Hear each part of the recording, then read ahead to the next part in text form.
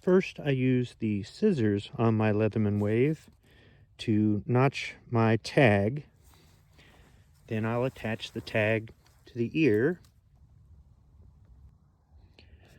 So using the knife blade on my Leatherman Wave, I've already punctured through the tag. I folded it and punctured and just put a small slit in it. Now I'm going to put a small slit in the ear with the same knife blade. Easier to do with two hands. And then I will attach the tag with a cable tie. So I just run the cable tie through the little hole that I cut in the tag, and then run it through the hole in the ear. Once again, easier to do some of this with two hands. So I ran the cable tie through.